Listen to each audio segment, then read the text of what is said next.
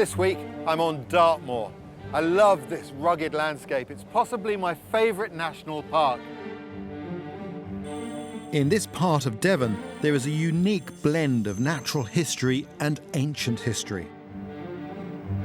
From the spectacular granite tors that top off so many of Dartmoor's hills, to the amazing Bronze Age architecture scattered across the countryside. Thousands of years of farming have created a distinctive moorland environment, while the rich valley woodlands are home to many rare and endangered species. I'm looking forward to following in the footsteps of our ancestors as I make my way through this stunning English landscape. My journey starts on the rugged peaks at the north of Dartmoor. This is High Willhays, the highest point in the national park, 621 metres above sea level. Today, the view is spectacular. I love coming here. There's a tremendous sense of expansiveness. There's always a wind, and it's challenging. I really like that. This is where I first learnt to navigate, roaming from tor to tor across the moors with a map and compass. And this tough terrain is still used today as a training ground for our armed forces. This section of the national park is a firing range, closed off to the public when training exercises are underway. But today, we have special permission to come and film in this area. The military have been here for about 200 years, and there are some fascinating artifacts that date back to some of the previous conflicts, like this railway here. This was part of a range used in the Second World War. If I follow this rail, it leads to this shed here built of local stone. Now, normally this is locked, but on this special occasion, I have permission to go inside and take a look. Now look at that. This is Captain. This is a range engine that during the Second World War used to run down these rails, towing behind it a trailer on which was a target of a tank that troops could shoot at using a variety of different weapons. Today, the ranges are still active, and if there are warning signs saying don't go into this area or red flags up, pay close attention to it, because you wouldn't want to be on the receiving end. While British soldiers were going through their manoeuvres on the high moors 200 years ago, thousands of their French enemies were under lock and key just a few miles away. Dartmoor Prison was built in the early 1800s to house prisoners of war during the Napoleonic Wars. It is still in use for low-security inmates today. Neil Cole's farm sits in the shadow of the prison. His family have worked the land here for generations. Neil is taking me to see his horses out grazing on the common to the south of the prison. We're on the way out to Whiteworks, where I got a bunch of ponies. It's not always guaranteed, but generally this is where they live and stay because they've been born and bred there. So we should be able to find them. The ponies, of course, they're iconic, aren't they? I mean, everyone thinks of Dartmoor and the ponies. Yeah, well, they're not just iconic. They are part of the moors. The ponies have teeth top and bottom on their jaw, on their front. So they nibble, you know, the rushes, the gorse, and the cattle and sheep just won't graze that. The moors look the way they do because there's Dartmoor ponies. I think they're just down there. What are we going to do? We're going to walk over or? Walk over, Yeah, sounds good.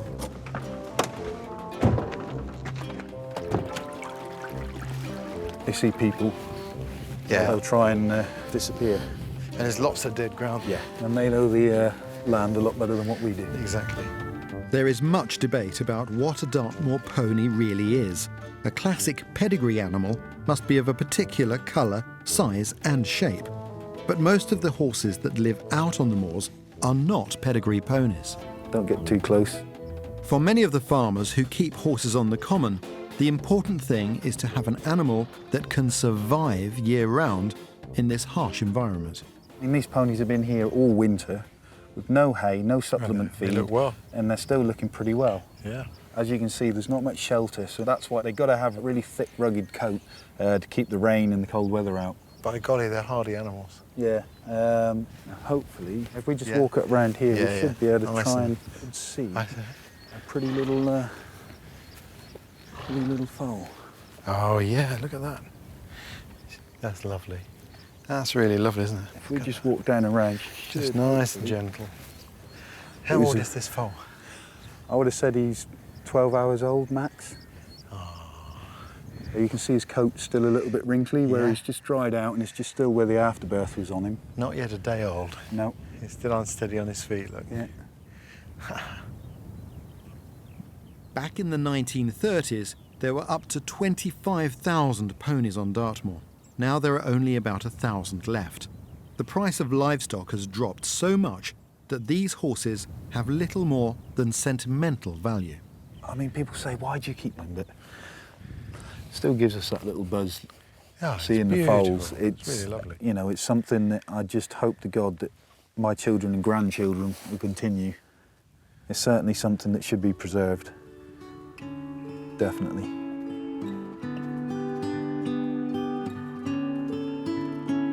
Now I'm moving on from the grazed moors and granite tors of Dartmoor's uplands to drop down to a small oak woodland on the banks of the West Dart.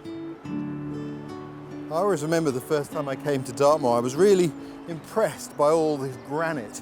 It feels invulnerable, but actually it's not. The more you come to know them more, the more you realise it's in a constant state of flux. In fact, all of the tors on the moor are being broken down by the weather itself into much smaller pieces, which then sometimes roll downhill like this, and you end up with what the locals call clitter.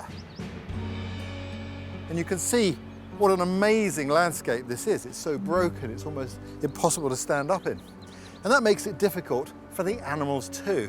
And as a consequence of that, the trees that grow here have had some protection. And we've ended up with this fairy grotto-like wood. This is Westman's Wood, one of the highest oaklands in Britain and an important shelter for lichen and moss. I really like places like this. The moss is like the perfect material for some things to grow in. This is wood sorrel. It's nothing particularly special, it's very common. It has a leaf that looks like clover, and that tastes of apple peel. It's really nice. That was the first wild plant that I ever tasted. From the day I tasted that, I've been hooked on things that you can eat. But of course you have to know what you're doing. You can't just go out and eat anything, because there are poisonous things that grow here too. But there are other things we found here, things that I wonder whether the ancient peoples of Dartmoor made use of. This one here is called, there's a Latin name usnea, because it contains an acid called usnic acid, which is really good for treating fungal infections and cuts. And up here we've got polypody, this fern. The roots of this, boiled up in milk, have been used to treat sore throats. But I'm going to leave it because a place like this is very special. If you come here, just look. Don't even leave too many footprints.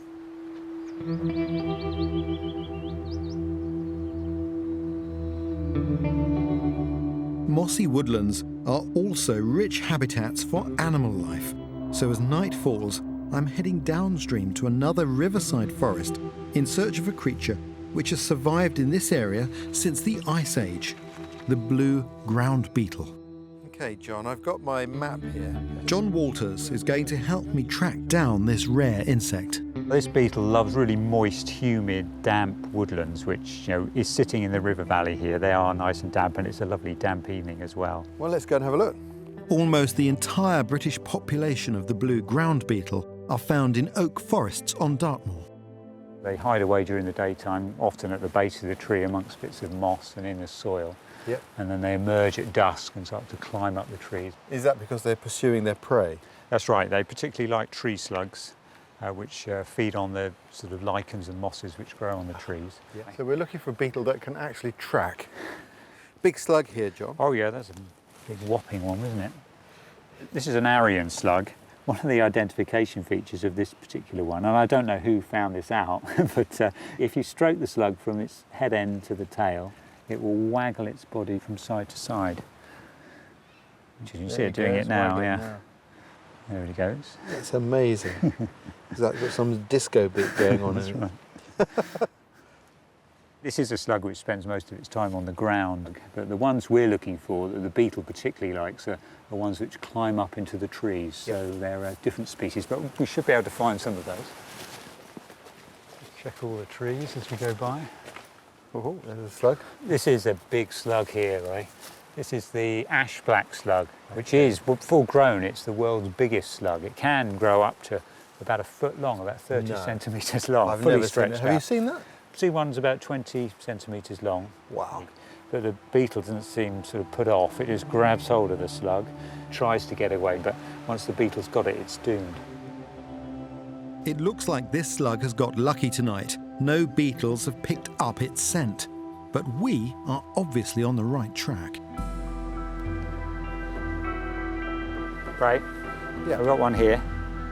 This is the blue ground beetle. It's an absolutely stunning creature. Wow, look at that. That's huge.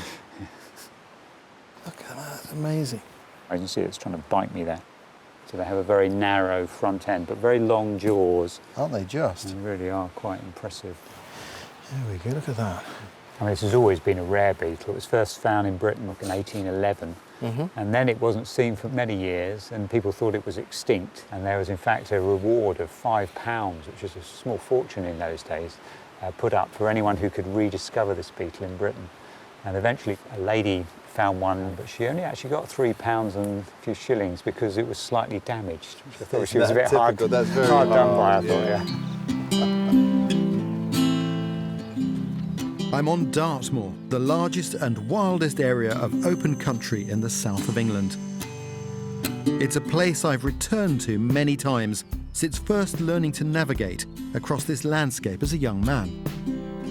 Coming to Dartmoor is always exciting because my two favourite things are found here. Natural history and ancient history. In fact, you can literally trip across the remains of people's lives from thousands of years ago. Dartmoor has the largest concentration of Bronze Age remains in the UK. The most famous is probably Grimspound, one of nearly 500 enclosed settlements found in the national park. This pile of rocks isn't a natural feature. This is actually a wall. It's a man-made structure. And up here is an entranceway. Take a look at this. Now, this wall was quite a construction. It's estimated this was 1.7 metres high, and those are big, heavy granite boulders. This was a lot of work, and it was put up almost certainly to look after cattle in this enclosure.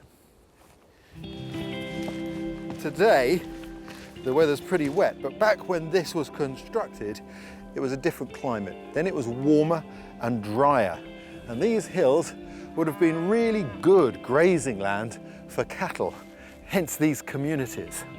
What's amazing is that inside this incredible enclosure, you can still find the homes of the people who lived here.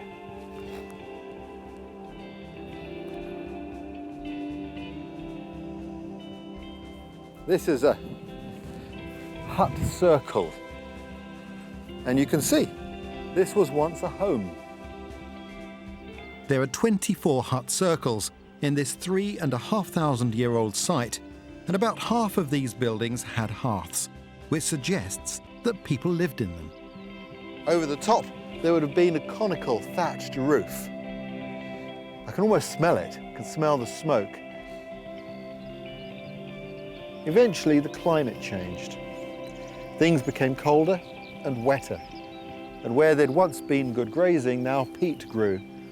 The people were forced to move away. Well, at least that's what we think happened.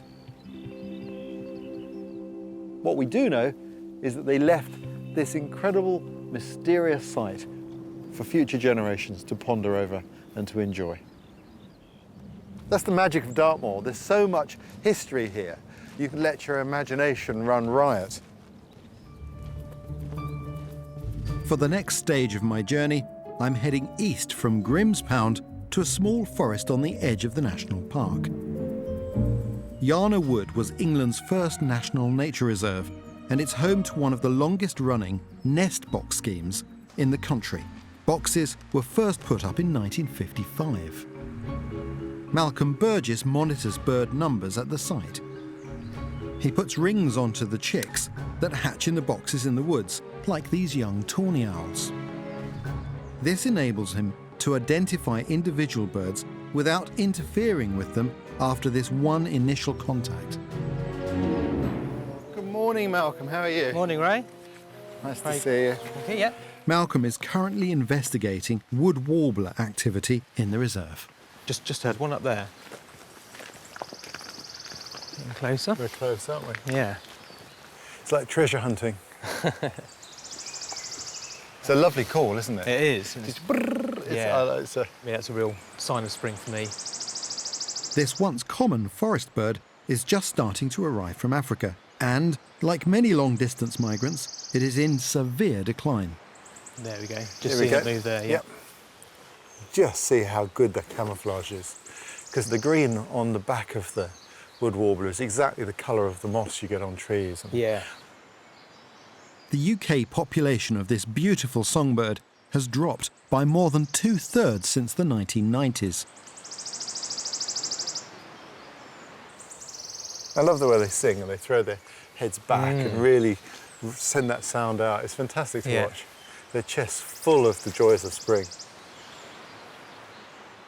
More research is needed to find out why the wood warbler is under threat, so Malcolm tracks the progress of every new arrival to Jana Wood.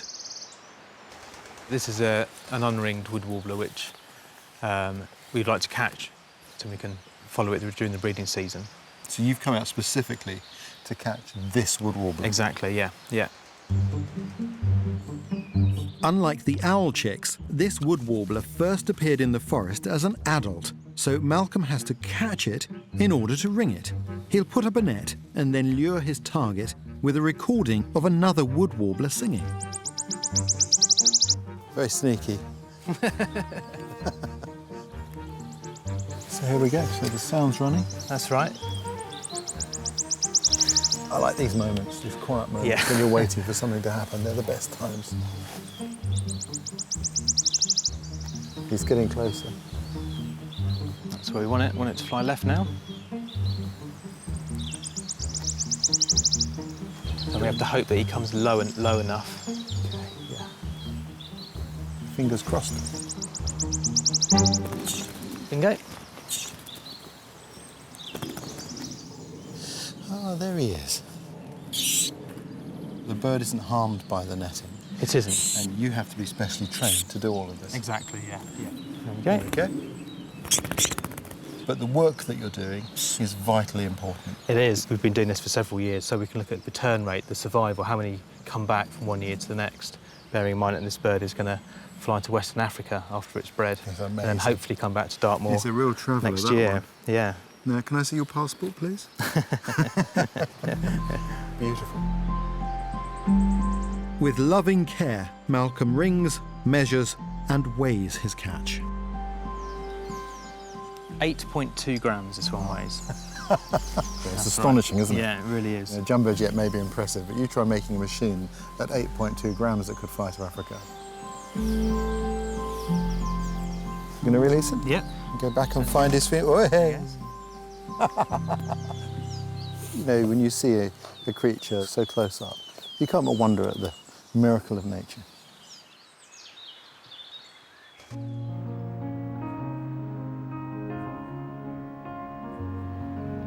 Well, this is where my journey ends, and we're better than one of the windy granite tours of Dartmoor. I have a special connection with this national park. This is where I really started to learn to navigate. And on bigger journeys in wilder places, I often think back to those days roaming across the moors from tor to tor. But it's been great to come with a different intention and to see the wildlife here, That giant beetle, the blue ground beetle, what an incredible thing that is.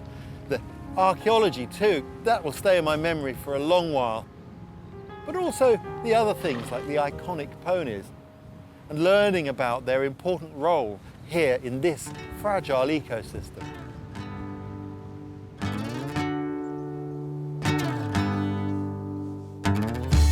Next time, I will be canoeing on the mighty River Thames through the Oxfordshire countryside.